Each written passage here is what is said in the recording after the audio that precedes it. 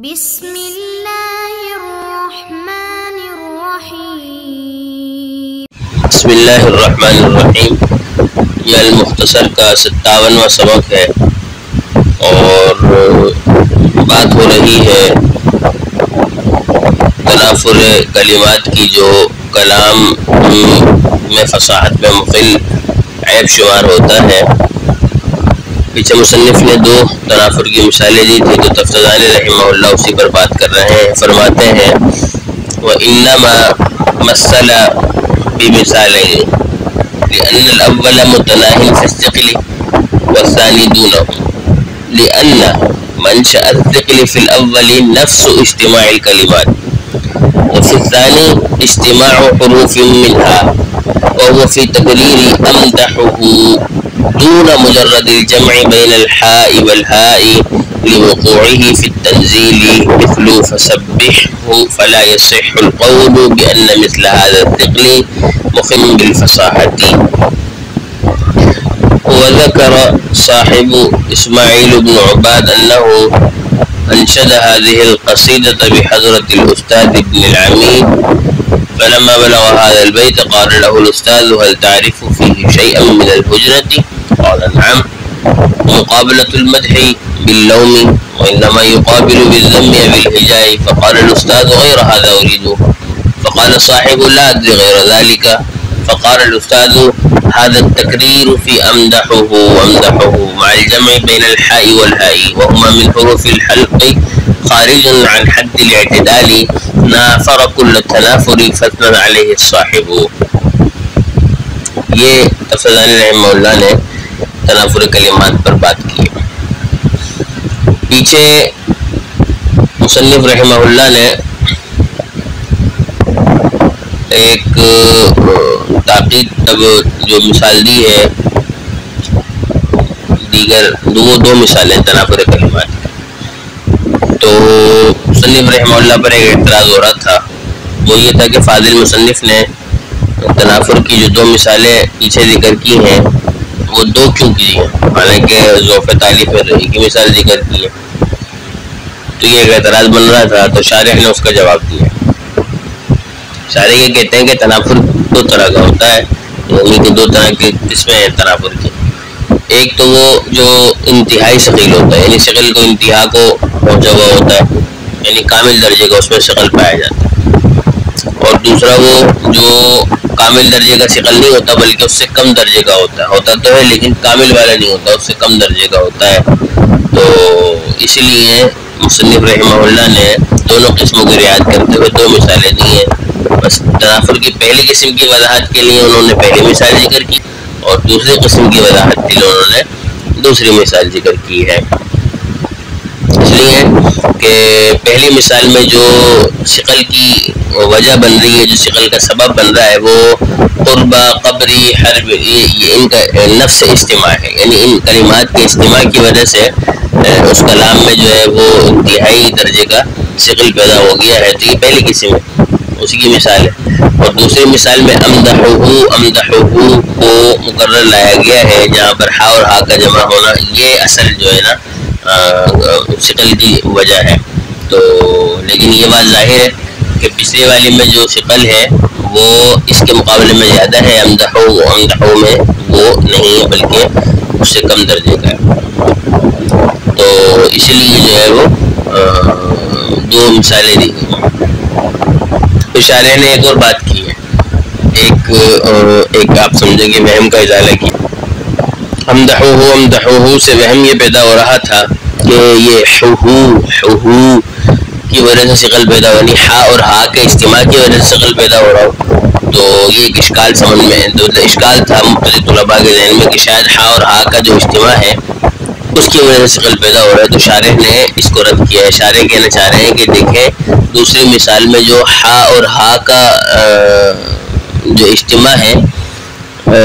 اگرچہ وہ ثقل تو ہے اس میں لیکن وہ ایسا ثقل نہیں ہے کہ جو فصاحت میں مخل ہو. ہا اور ہا کے اجتماع کی وجہ سے ثقل تو ہو رہا ہے مان لیا، لیکن ایسا ثقل نہیں ہے کہ وہ مخل بالفصاحت ہو. تو امدحہ میں جو ہا اور ہا کا اجتماع ہے یہاں پر جو مخل بالفصاحت ہے وہ دوسری چیز ہے، ہاں وہ یہ نہیں ہے اور ہا کا اجتماع، اس لیے کہ ایسے تو قرآن مجید فرقان حمید میں بھی اجتماع ہے، جیسے قرآن میں اللہ نے فرمایا فسبحہ، اب ہا اور ہا کا اجتماع تو وہاں پر بھی ہے، اور یہ بات تو مسلم ہے کہ قرآن مجید فرقان حمید جو ہے وہ غیر فصیح کلام پر مشتمل ہی نہیں ہے، اور نہ ہی کوئی صاحب ایمان یہ کہنے کی ضرورت کر سکتا ہے کہ جی قرآن مجید فرقان حمید میں ہا اور ہا کا اجتماع تو موجب ثقل ہے، موجب ثقل مخل بالفصاحت ہے، تو قرآن مجید فرقان حمید اس وجہ سے جو ہے وہ غیر فصیح کلام پر مشتمل ہوگا، تو یہ تو کوئی بھی نہیں کہہ سکتا، تو لہذا معلوم یہ ہوا کہ ہا اور ہا کا اجتماع نفس اجتماع مخل بالفصاحت والا ثقل نہیں ہے، ثقل تو ہے تھوڑا بہت لیکن مخل بالفصاحت نہیں ہے۔ یہاں پر جو مخل بالفصاحت ہے وہ ان دونوں کا 2 دفعہ لایا جانا ہے، امدحہ امدحہ، یہ جو تقریر امدحہ ہے یہ جو بار بار لایا گیا ہے اس کی وجہ سے تکرار آ رہی ہے، اور یہ موجب ثقل ہے جو مخل بالفصاحت ہے، فقط ہا اور ہا کا نفس اجتماع ہو جانا یہ موجب مخل بالفصاحت نہیں ہے، کیونکہ قرآن مجید میں ان دونوں کا اجتماع موجود ہے۔ پھر تفسیری رحمہ اللہ نے اپنی اس بات کی تائید میں 2 بڑے علماء بلاغت کے کلام سے استدلال کیا ہے، یعنی بطور شہادت ان کو بیان کیا کہ ابن العمید جو ہے وہ عبد القاہر جرجانی رحمہ اللہ کے دادا استاد ہیں، کیونکہ شیخ عبد القاہر جرجانی شاگرد ہیں اسماعیل بن عباد کے، اور یہ شاگرد ہیں شیخ ابن العمید کے، اور صاحب جو ہے وہ اسماعیل بن عباد کا لقب اس لیے ہے کہ یہ بادشاہ کے مصاحبین میں سے تھے، اور اس لیے لفظ صاحب ان کا لقب تھا۔ تو انہوں نے جو بات کی ہے کہ امدحو میں اجتماع جو ہے امدحو کی وجہ سے ثقل پیدا ہو رہا ہے، فقط ہا اور ہا کے اجتماع سے نہیں ہو رہا، اس کی انہوں نے استشہاد بطور استشہاد کے واقعہ بیان کیا کہ ایک دفعہ جو ہے وہ انہوں نے اسماعیل بن عباد نے اپنے استاذ کے سامنے وہی قصیدہ پڑھا جس میں یہ شعر تھا، تو جب اسماعیل بن عباد نے یہ شعر پڑھا اور یہاں پر پہنچے تو اس پر جو ہے وہ استاد نے کہا اسماعیل سے کہ بھائی تمہاری نظر میں اس شعر میں کوئی عیب ہے؟ عیب تو نہیں ہے، مطلب استفہام انکاری کے انداز سے پوچھا کوئی عیب تو نہیں ہے؟ انہوں نے کہا جی ایک عیب ہے کہ شاعر نے یہاں پر مدح کے مقابلے میں جو ہے وہ لوم کو ذکر کیا ہے، حالانکہ اس کے مقابلے میں ضم یا ہج کا ذکر کرتا تو یہ زیادہ مناسب تھا۔ استاد نے کہا ہے کہ اس کے علاوہ کوئی اور عیب ذہن میں ہے تو بتاؤ، یہ تو واضح ہو رہا ہے کوئی اور، تو انہوں نے کہا نہیں حضرت جی میرے ذہن میں اس کے علاوہ تو کوئی اور عیب نہیں ہے، تو انہوں نے کہا کہ یہاں پر ایک اور عیب ہے، وہ یہ ہے کہ ہا اور ہا کا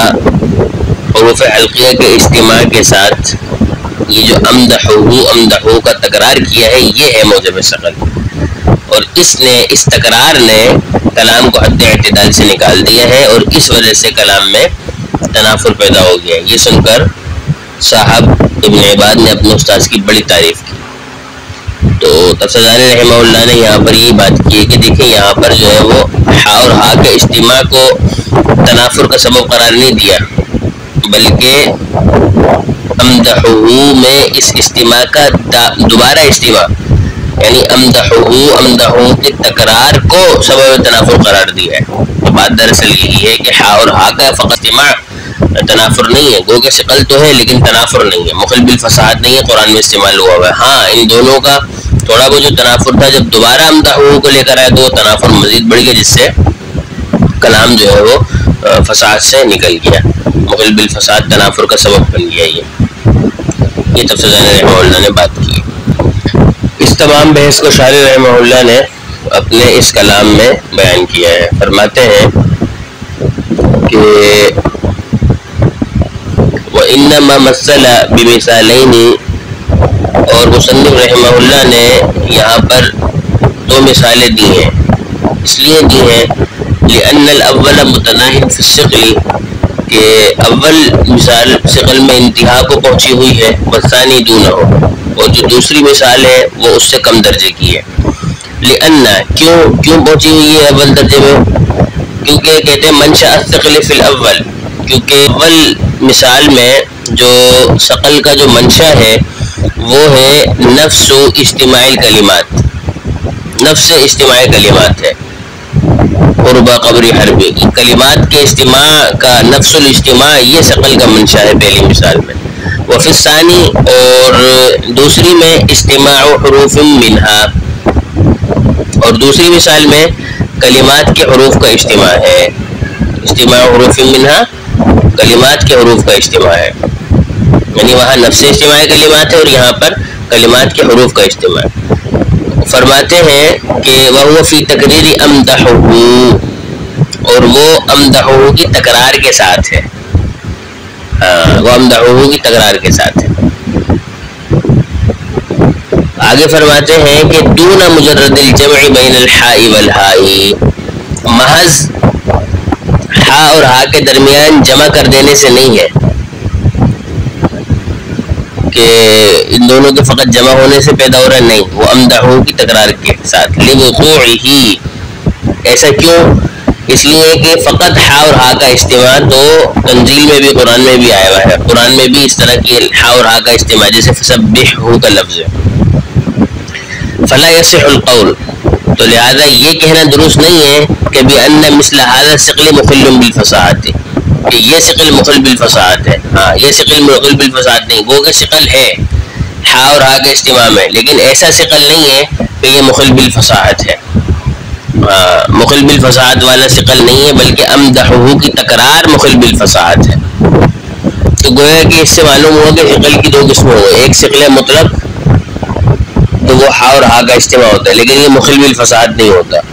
اور دوسرا وہ ثقل جو مخل بالفصاحت ہو، وہ امدحہ کی تکرار ہے،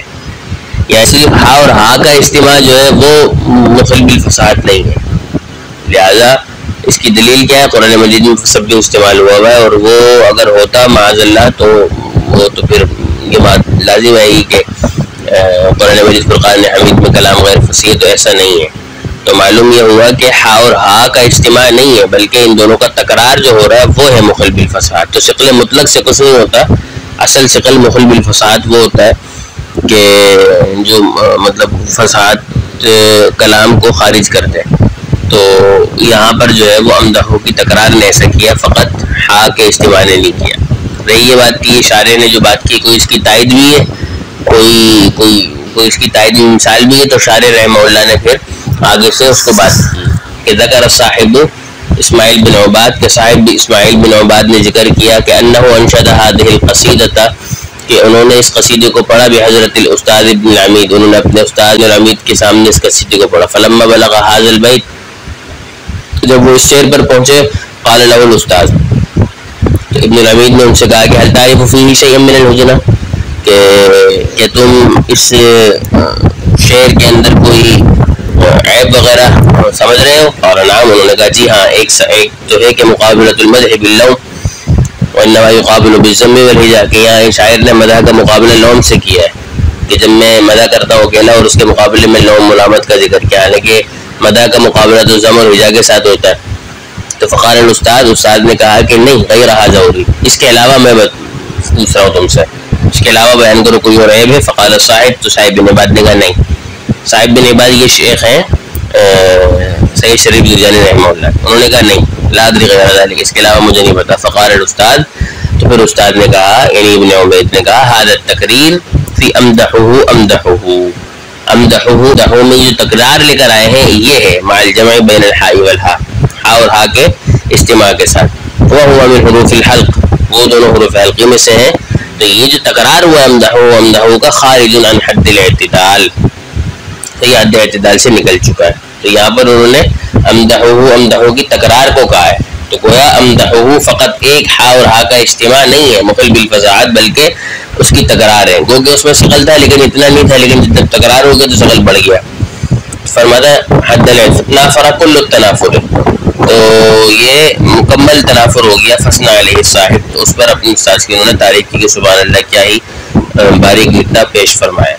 تو کہنے کا مقصد یہ تفتزانی کی کہ امدحو کی تکرار ہے، اصل ہا اور ہا کا اجتماع نہیں ہے۔ تو جو یہ کہہ رہا ہے کہ ہا اور ہا کے اجتماع سے فساد پیدا مخل بالفساد، تو کہہ رہے نہیں، مخل بالفساد ہا اور ہا کا اجتماع نہیں ہے بلکہ امدحو کی تکرار ہے۔ تو اس کو ذہن نشین رکھنا چاہیے۔ وما توفیق الا باللہ۔